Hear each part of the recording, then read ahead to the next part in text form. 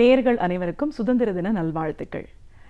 இன்றைய விடியலைவா நிகழ்ச்சியின் சிறப்பு விருந்தினர் நேதாஜி சேவை மையத்தின் தலைமைச் செயலாளர் சுப நாராயணசாமி. சுதந்திரம் கிடைத்த 70 ஆண்டுகள் நம்ம முடிச்சிருக்கிற இந்த சூழலில் சுதந்திரத்துக்காக போராடியவர்கள், தியாகிகள், அவங்களுடைய பங்களிப்பு எவ்வளோ முக்கியத்துவம் வாய்ந்தது, அன்றைய காலகட்டம் எப்படி இருந்துச்சு, ஒரு படை வீரர் அப்படிங்கிற முறையில் நேதாஜி சுபாஷ் சந்திர போஸ் அவர்களை இவங்க எப்படி பார்த்தாங்க, நேரடியாக பழகின அந்த அனுபவம், அந்த சூழல் சார்ந்த பல விஷயங்களை, அனுபவங்களை இன்னைக்கு நாம் அவர்கிட்ட கேட்டு தெரிஞ்சுக்கலாம். வணக்கம் சார். வணக்கம். ஒரு சுதந்திர போராட்ட தியாகியா, நேதாஜி சேவை மையத்தோட தலைமைச் செயலாளர் அப்படிங்கிற முறையில் எங்கள் நிகழ்ச்சிக்கு உங்களை நாங்கள் முதல்ல வரவேற்கிறோம் சார். நன்றி. ஒரு தியாகி, சுதந்திரம், இந்த மாதிரி உணர்வு சார்ந்த விஷயங்கள் நம்ம பேசும்போது இன்னைக்கு எவ்வளவோ சலுகைகள் இருக்குது, எவ்வளவோ ஒரு இந்த சூழல், பாதுகாப்பான சூழல் அமைஞ்சிருந்தாலும் விடுதலை போராட்ட இயக்கம் அப்படிங்கிற அந்த காலகட்டம், அதற்காக போராடியவர்கள் அப்படின்னு நம்ம பார்க்கும்போது ஒவ்வொரு வீட்டிலிருந்துமே அதற்காக தங்களுடைய பங்களிப்பை கொடுத்த நிறைய பேர் இருந்திருக்காங்க. அதுவும் நேதாஜி சுபாஷ் சந்திர போஸ் அவரை பேசும்போது அவரோட ஆளுமை திறன், தைரியம், இதெல்லாம் இன்னைக்கு வரைக்கும் ரொம்ப அதிகப்படியாக பேசப்படுறதை நம்ம பார்க்குறோம். சுதந்திர போராட்ட காலகட்டத்தில் அவருடைய பங்களிப்பு நாட்டுக்கு ரொம்ப முக்கியத்துவம் வாய்ந்ததாக அமைஞ்சிருக்கு. ஒரு விஷயங்களையுமே அவ்வளோ சிறப்பாக செஞ்சுருக்காங்க. அவங்கள பார்த்து வெள்ளையர்களே பயந்துருக்காங்க அப்படிங்கிறத நம்ம பார்க்குறோம். நீங்கள் ஒரு சிறுவராக அந்த படையில் உங்களை இணைச்சிக்கிட்டீங்க, உங்களோட பயணத்தை நீங்கள் தொடர்ந்தீங்கன்னும் போது அந்த காலகட்டம் எப்படி இருந்துச்சு அப்படிங்கிறதுலேருந்து நம்ம பேச ஆரம்பிக்கலாம் சார். அதாவது ஜப்பானியர்கள் 2வது மகா யுத்தம் யூரோப்பில் வேறு மாதிரி இருந்தது, ஹிட்லரோட நடவடிக்கை. இங்கே கிழக்காசியாவில் ஜப்பானியர்கள் வேகமாக முன்னேறி வந்தாங்க.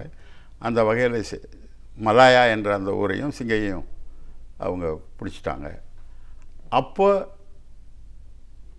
இந்தியாவில் இருந்த சூழ்நிலையும், இந்தியாவில் இருந்த பதட்டமான நிலையிலையும் போராட்டம் நிறைய நடத்திக்கிட்டு இருந்தாங்க இந்தியாவில். அந்த தாக்கம் எங்கள் ஊர்லேயும் ஏற்பட்டுச்சு. அங்கே பரம்பரையாக இந்தியாவிலேருந்து வாழ்ந்து கொண்டு இருந்த என்னுடைய தந்தையாரை போன்ற பல ஆயிரம் மக்கள் என்ன நினச்சாங்கன்னா, இந்தியாவை சுதந்திரத்துக்காக நம்ம ஏதாவது ஒரு வகையில் பங்கு பெறணுங்கிற முதல்ல சுதந்திர இயக்கத்தை ஆரம்பித்தாங்க. இந்திய சுதந்திர இயக்கங்கிறது முதல்ல தோற்றுவிக்கப்பட்டு இந்திய மக்களிடத்திலேருந்து கொஞ்சம் வசூல்லாம் செஞ்சு இது பண்ணணும்னு இது நடந்துக்கிட்டு இருக்கும் பொழுதே ஜப்பானில் இருந்த ராஷ்பிஹாரி போஸுங்கிறவர் மலையாவுக்கு வந்தார். அவர் இந்த ஒரு ஆலோசனை சொல்லி நம்ம ஒரு இராணுவத்தை ஏற்படுத்துவோம் அப்படின்னு சொல்லிக்கிட்டு இருக்கிற காலகட்டத்தில் இந்தியாவை ஆண்டு கொண்டு இருந்த வெள்ளையர்கள் பல ஆயிரம் வீரர்களை, இந்திய வீரர்களை கொண்டுக்கிட்டு திருப்பியும் மலையாவை பிடிச்சிடணும் அப்படிங்கிற நோக்கத்தில் வந்ததில் ஒரு 40,000 பேரை ஜப்பானியர் கைது செய்துட்டாங்க. அப்போ ஜப்பானிய இராணுவர்கள் என்ன நினச்சாங்கன்னா, அவங்க உண்மையாக சொன்னால் அவங்களாம் மஞ்சூரியன்ஸ், ஜப்பனீஸ்னு கூட சொல்லக்கூடாது. அவங்க என்ன செஞ்சாங்கன்னா, இந்த 40,000 பேரை வச்சுக்கிட்டு நம்ம என்ன செய்ய போகிறோம், இதில் பாதி பேர் சுட்டு கொண்டு விட்டா நமக்கு சாப்பாடு போடுற செலவு குறைஞ்சிரும், பிரச்சனையும் இருக்காதுங்கிற ஒரு முடிவுக்கு வந்த தகவல் டோக்கியோவுக்கு தெரிவிக்கப்பட்டோடனே, டோக்கியோவிலிருந்து மேஜர் பூஜிவாரா அப்படிங்கிற ஒரு இராணுவ அதிகாரி, கொஞ்சம் இந்தி தெரிஞ்சவர், அவரை மலையாவுக்கு அனுப்பி இதை போய் பேச்சுவார்த்தை நடத்தி செய்யலாங்கும் பொழுது அவர் இந்த ஊருக்கு இந்த ஊரில் எங்கள் நாட்டில் இருந்த ஜப்பானிய தளபதிகளோட கலந்து ஆலோசிக்கையில் ஒரு நல்ல யோசனை சொல்லியிருந்தார் பூஜிவாரா. நம்ம அவங்கள கொள்றதுனால ஆயுதம்தான் சேதமடையும். இப்போ ராஷ்பிஹாரி போஸ் ஒரு இதை தோற்று வச்சுருக்காரு, ஏன் இவங்களெல்லாம் அதில் சேர்க்க முடியுமா, இவங்களும் இந்தியர்கள் தான், அவங்களும் இந்தியர்கள் தான், என்ன செய்யலான்னு பேச்சுவார்த்தை நடத்துனாங்க. அதில் வந்திருந்ததில் 60% சேர்ந்துடலாங்கிற மாதிரியும், ஒரு 40% இல்லை நம்ம திரும்பி இந்தியாவுக்கு போனால் பென்ஷன் கிடைக்கும் அப்படிங்கிற ஒரு சிந்தனையில் பிளவுபட்டிருந்தாங்க. அப்போ கேப்டன் மோகன் சிங்கிறவர் இந்தியாவிலேருந்து வந்த இராணுவ வீரர்களை கைது பண்ணி வச்சுருந்ததுக்கு தலைவராக இருந்தவர்னா அவரோட பேச்சுவார்த்தை நடத்தி அவர் ஓரளவு ஒத்துக்கிட்டார், இவங்களை எல்லாரையும் இந்திய தேசிய இராணுவத்திலேயே சேர்த்துருவோம் அப்படிங்கிறது. இதெல்லாம் நடந்துக்கிட்டு இருக்கும் பொழுது மலையாவில் இருந்த இந்திய தலைவர்கள் அப்படின்னு சொன்னால், பினாங்கில் இருந்து இங்கே அவர்கள் என்ன செஞ்சாங்க, ராஷ்பிஹாரி போஸ் என்ன தான் இந்தியராக இருந்தாலும் ஜப்பானில் போய் இவ்வளோ காலம் வாழ்ந்து அங்கே ஜப்பானிய பெண்மணியை கல்யாணம் பண்ணி புள்ளக்குட்டியோடு வாழ்கிறவர், இவர் ஒரு காலம் ஜப்பானிய இராணுவத்தினுடைய கையால் இருந்து நம்மளை இது பண்ணிடுவாரோ அப்படிங்கிற சந்தேகம் இருந்ததுனால கிரேட்டர் கான்ஃபரன்ஸ்னு சொல்லி பேங்காக்கில் ஒன்று நடத்தினாங்க.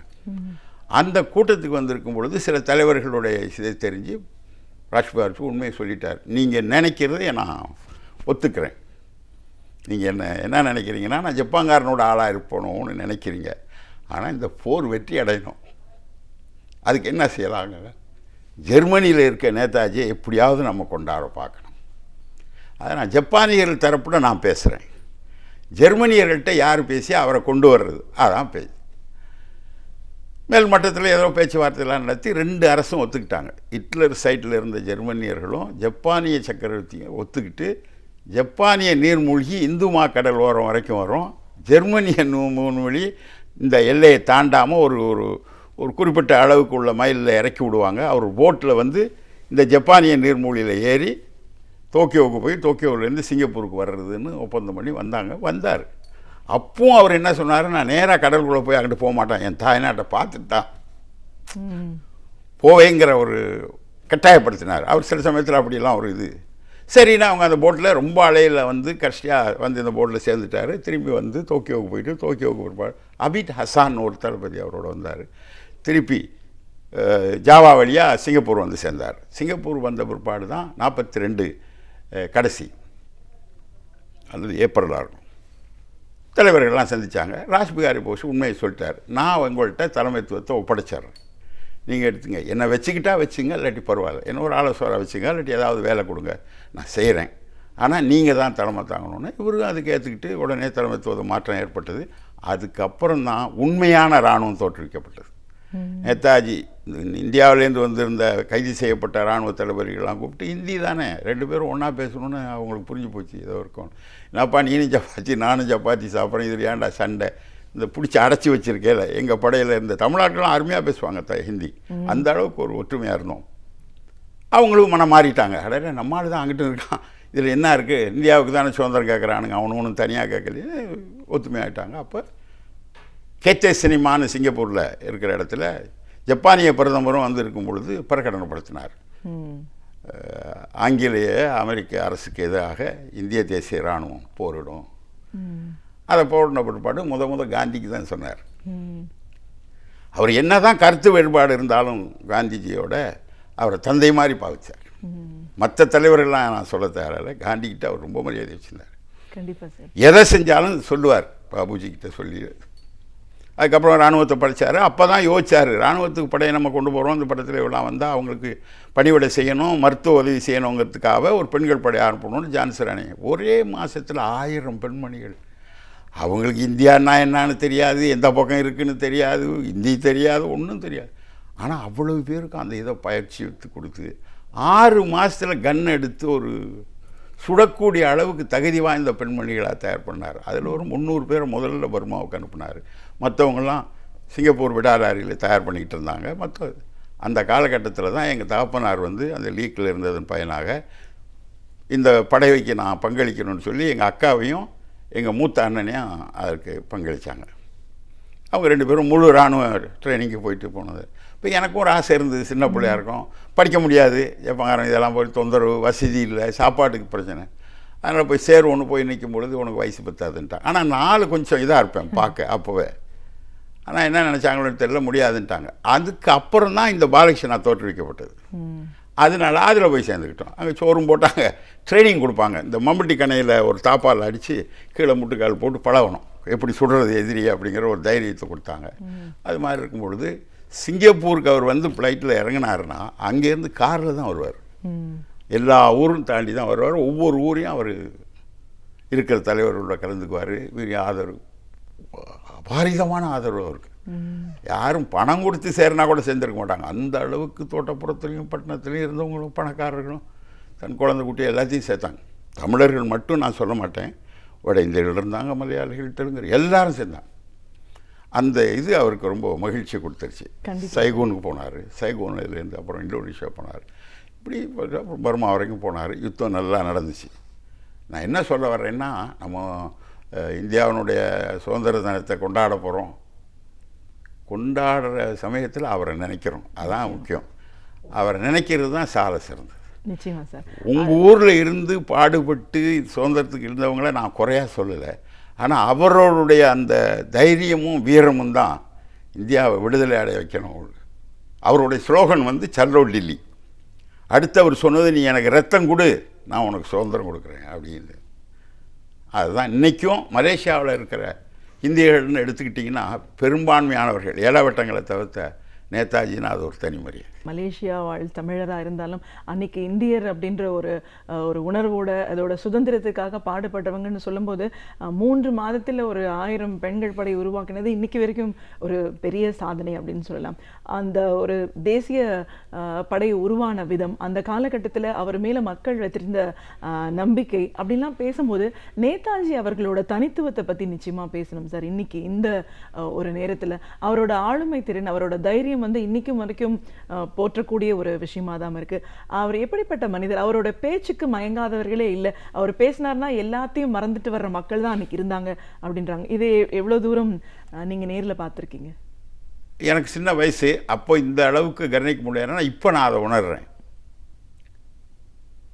என்ன சொன்னாங்க, மழை கொட்டுது, நபரில் அங்கேயே நின்னாங்க சிங்கப்பூர் திடலில் பார்த்து பேசினது. அப்பேற்பட்ட ஒரு மாவீரர் இது வரைக்கும் பார்த்ததில்ல. இப்போ உலகத்தில் சொல்லுவாங்க நெப்போலியன் பெருசாக இருந்தார், அவர் இருந்தார், இவர் இருந்தார். அவங்கெல்லாம் அவங்க நாடையும் பாதுகாப்பும் பணத்தையும் சொத்தையும் பயன்படுத்தினாங்க. இவர்கிட்ட ஒன்றுமே இல்லையே. தனியும் ஒரு மனிதனாக வெளியில் வந்து மற்ற நாடுகளில் வாழ்ந்த இந்தியர்களை தன்னுடைய பலமாக நம்பி அவர்களுடைய தைரியத்தில் இந்தியாவை நான் எப்படி மீட்டெடுத்துருவேங்கிற ஒரு தைரியம் அவருக்கு இருந்தது. அவரை இந்தியாவில் இருக்க தலைவர்கள் எல்லாரும் இது பண்ணாங்களோ எனக்கு தெரியாது. ஆனால் காந்திஜி மேலே அவருக்கு ரொம்ப பெரிய மரியாதை இருந்தது. அதாவது எங்களுக்கு என்ன குறைன்னு கேட்டிங்கன்னா, இப்போ மலையாசியில் இருக்கோம், காந்திஜி அவருக்கு இந்த இறுதி சடங்கு செய்யக்கூடாதுன்னு சொல்லியிருந்திருக்கக்கூடாது. அப்படி சொல்லியிருந்தால் இன்றைக்கி அவரோட பிரச்சனை ஒரு சுமூகமான நல்ல முறைக்கு போயிருக்கோம். அது ஒரு குழப்பத்தை ஏற்படுத்தி விட்டுக்கிட்டு இருக்கு. அது போக நீங்கள் கேட்டிங்க அவருடைய ஆளுமை என்னன்னு சொன்னால், எதிரி தன்னை சுற்றுவான்னு சொல்லி தன்னுடைய உளவுத்துறை சொல்லி கூட அவனே இருக்கட்டுங்கிறாரு. தனக்கு பாதுகாப்பாக இருக்க அதிகாரியில் ஒருத்தர் மேலே சந்தேகப்படுறாங்க, அவர் அங்கேருந்து மாற்றணும்னு அதிகாரிகள் சொன்னால் பரவாயில்ல அவனே இருக்கட்டும், நான் பார்த்துக்கிறேங்கிற. அப்போ எவ்வளவு தைரியம் அவருக்கு. நம்மளை சுற்றுவானுன்னா பயந்துருவாங்க. இப்போ இருக்க தலைவர் 5 பேரை கொடுங்க, அது கொடுங்கன்னு. அது அப்படி நினைக்கிறவர். அதை விட இந்த பெண்மணிகளை சேர்த்துட்டோமே, அவங்களுக்கு எங்கள்கிட்ட இப்போ ஒரு அம்மா வீடாக இருக்கிறாங்க. அவங்க ரொம்ப பெரிய தொழிற்சங்கவாதியெல்லாம் இருந்து பெரிய ஆங்கில பள்ளிக்கு தலைமை ஆசியிருந்தாங்க. டத்தோ ராசம்மா பூபாலன், இலங்கை வம்சாவளியை சேர்ந்தவங்க. அன்னைக்கு இருந்த வம்சாவளியை நம்மளை ஆதரிக்கலை. இவங்களும் இருந்தாங்க. இவங்க அக்கா பொன்னம்மான்னு ஒருத்தர் இருந்தாங்க. 2 பேரும் சின்ன வயசு, 18 வயசு, கேம்பிரிட்ஜ் படிச்சுட்டு இராணுவத்துக்கு வர்றதுன்னா. அவங்க ஒரு கதை சொல்கிறாங்க, எப்போதும் பர்மாவிலேருந்து ஒரு உளவு பிரிவை வச்சு அந்த சண்டை போடுற இடத்துக்கு போகிறதுக்குன்னு தயார் பண்ணல இவங்களையும் சேர்த்துக்கிட்டாங்களாம், 20 பெண்மணிகளை. இவர் வந்து இந்த பொண்ணை தேளுங்க, மற்றவங்களாம் இருக்கட்டும்னாராம். கேட்டுச்சா, என்னை ஏன் வேணான்னு சொன்னீங்க அப்படின்னு. அப்போ சொன்னாங்க, இல்லைம்மா நீ ரொம்ப சின்ன பொண்ணு, உங்கள் அம்மா வீட்லலாம் எதிர்பார்ப்பாங்க, நீ இதுக்கு போனால் அடுத்த பிரிவில் போகணும், முடியாதுன்னு நினச்சான். நான் இதுக்காக தான் வந்தேன், நாங்கள் போய் சாகணும் அப்படின்னு தான் கட்டி பிடிச்சி பேட்டி யோ ஐன் அப்படின்னாராம். நீ போகிற அதில் ஒரே சந்தோஷமாக இன்றைக்கி இருக்காங்க. 84 வயசு உயிராக இருக்காங்க, பேசுவாங்க. இதை எந்த இதில் பேசுனா, இப்போ சமீபத்தில் இந்திய தூதர் ஒரு நிகழ்ச்சி எடுத்து நேதாஜியோட சிலையை இந்திய கலாச்சார மையத்தில் திறந்து வச்சாங்க. அதற்கு அவங்கள கூப்பிட்டு சிறப்பு செஞ்சாங்க. அதே மாதிரி பல பெண்மணிகளையும் கூப்பிட்டு செய்யலை. தூதர் ரொம்ப மரியாதையாக அவங்களையெல்லாம் பாராட்டி செஞ்சார். அந்த கூட்டத்துலையும் பேசினுச்சு அந்தம்மா. சொன்னிச்சு இதுதான் என்ன சொன்னார், என்னை ஒதுக்கி விட்ட பார்த்தாரு, முடியாதுன்னு கேட்டேன். அதுக்கப்புறம் அவங்க சொன்ன ரகசியம்தான், பேங்காக் வரைக்கும், பர்மாவிலேருந்து பேங்காக் வரைக்கும் அந்த மீதம் தோத்துட்டோம், படைய அணுகுண்டு போட்டான் ஜப்பாங்காரன். அந்த அம்மா நடந்து அந்த பிள்ளைகளோட, அந்த இராணுவ பொண்ணுகளோடு வந்து பேங்காக்கில் பாதுகாப்பாக மலையாவுக்கு போகிறதுக்கு ரயில் ஏற்பாடு பண்ணிட்டு தான் அவர் புறப்பட்டாராம் சைகோனுக்கு. அப்போ எவ்வளோ பெரிய மனுஷன் நடந்து வர்றதா இத்தனை நாள். அதுக்கு பொம்பளை பிள்ளைங்க தான் காரணம் சொன்னாராம். ஆண்கள் பற்றி பரவாயில்ல, என்னோட அதிகாரிகள் இருக்காங்க பார்த்துக்குவாங்க, நான் இந்த பிள்ளைங்களுக்கு நான் கூட போகணும். அதை அவர் அந்த அம்மா சொல்லி சொல்லி ஆடுவோம் இன்றைக்கும். ரொம்ப பெரிய தொழிற்சங்கவாதி அவங்க. அது மாதிரி நீங்கள் சொன்னது போல் அவருடைய அந்த பெரிய முயற்சி தான் இந்தியாவிற்கு பிற்காலத்தில் சுதந்திரம் கொடுக்கறதுக்கு ஆங்கிலேய அரசுக்கு ஒரு பயத்தை ஏற்படுத்தி. அதுக்காக நான் உள்ளூர் தலைவரை குறை சொல்ல, 1000 பேரோ லட்சக்கணக்கான பேர் உயிர் தியாகம் பண்ணியிருக்கிறீங்க. ஆனாலும் ஆங்கிலேயர்கள் அதுக்கெல்லாம் விட்டு கொடுக்கல. ஏன்னா உங்களோட வளத்தை அவங்க அனுபவிச்சுக்கிருந்தாங்க. ஆனால் நேதாஜியோட இந்த இராணுவம் அவங்களுக்கு ஒரு எச்சரிக்கை மணி போட்டுருச்சு, நீ இனிமேல் என் ஊரில் இருக்கக்கூடாது, நான் வந்து வெள்ளையருக்கு விரோதி இல்லை, அதையும் சொன்னார். I not against the British but the power, உங்களோட அந்த பிரிட்டிஷ் சாம்ராஜ்யத்தை எனக்கு பிடிக்கல, நான் மக்களோட ஃப்ரெண்ட்லியாக இருப்பேன்னு சொல்லி. ஒரு 5 வருஷத்துக்கு முந்தைய உங்கள் ஊருக்கு வந்திருக்கும் பொழுது நேதாஜியோட மகளை சந்தித்தேன். உங்கள் கடற்கரை ஓரத்தில் இருக்க நேதாஜி சிலைக்கு மாலை போட வந்துருச்சு, அனிதா போஸ். அவங்கள்ட்ட கேட்டேன், எங்கள் ஊருக்கு நீங்கள் வரணும்னு. வர்றேன், எனக்கு ரொம்ப சிரமமான வாழ்க்கை, இங்கே பாரு, இங்கே வந்தால் நான் சேலை கட்டிக்கிட்டு இருக்க வேண்டியிருக்கு, என் பிள்ளைங்களுக்கெல்லாம் சேலையும் குர்தா வாங்கி கொடுக்கணும், நான் அங்கே போனால் வெள்ளைக்கார மாதிரி நான் வரணும் அப்படின்னா கதையெல்லாம் ரொம்ப நல்லா பேசுனாங்க. பேசிட்டு நான் எப்படியும் ஒரு தடவை நான் வருவேன், அப்பா வந்த இடத்துக்கு நான் வர்றேன் அப்படின்னு சொன்னாங்க. எதுக்கு சொல்ல வரேன் உங்களுக்குன்னா, அவருக்கு உரிய மரியாதையை இந்தியா செய்யலை. அதை செஞ்சுருக்கணும் அவங்க, டெல்லியிலையோ எங்கேயோ அவருக்கு உரிய ஒரு மரியாதை செஞ்சுருக்கணும்.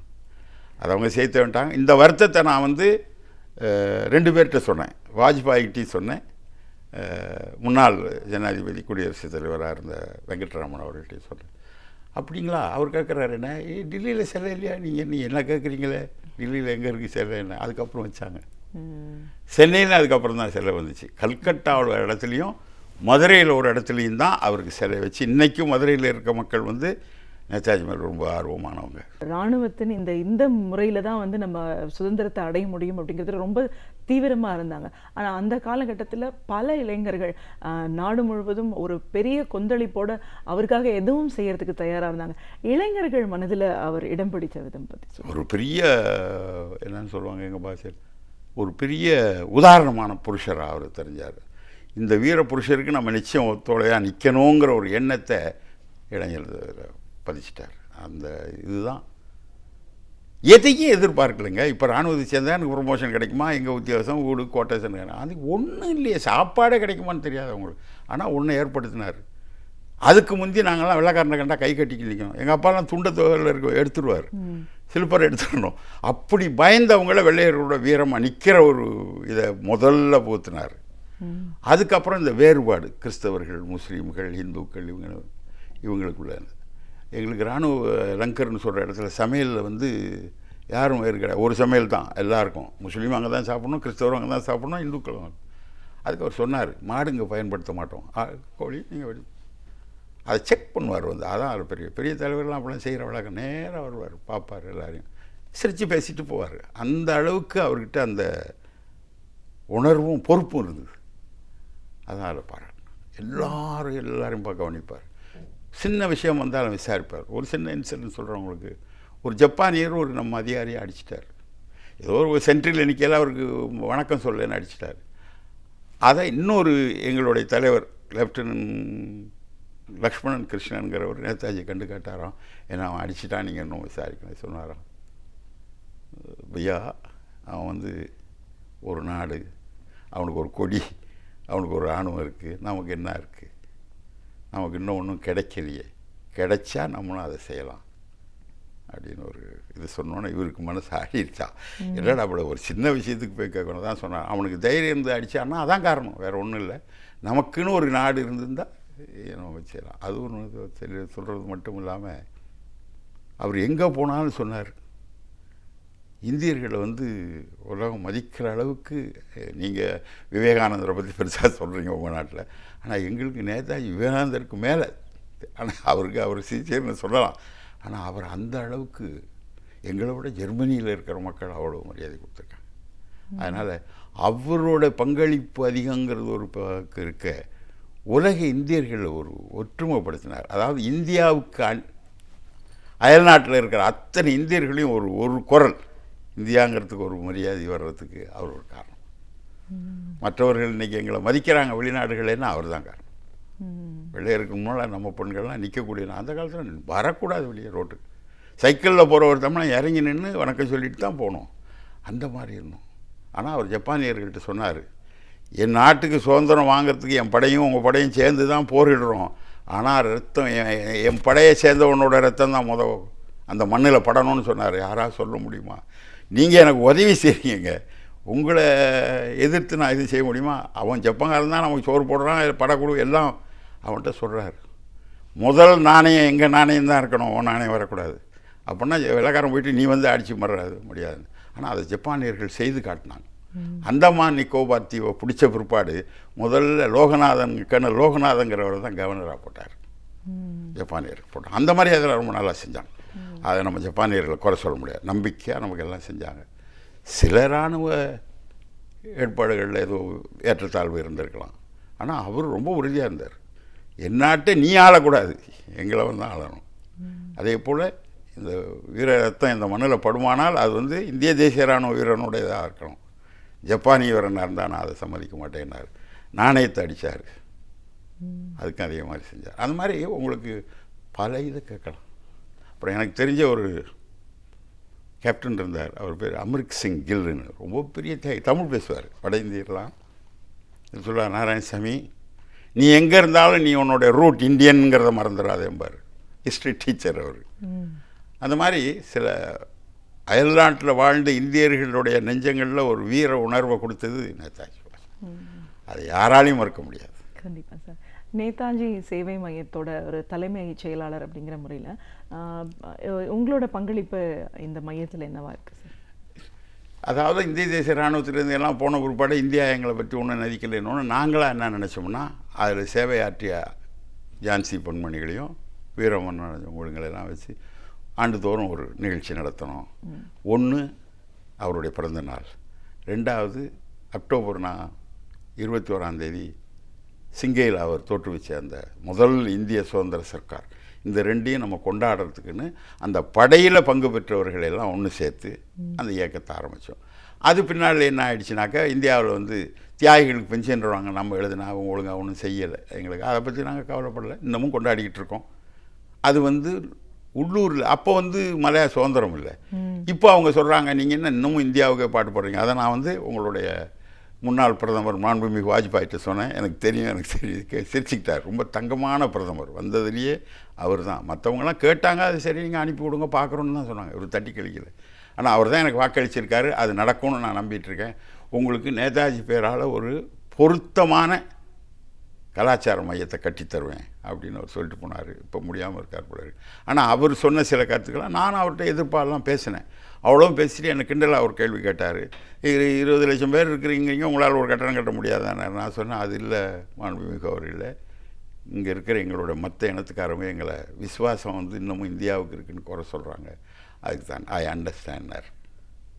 அது எங்களை ரொம்ப குழுமப்படுத்திடுச்சு.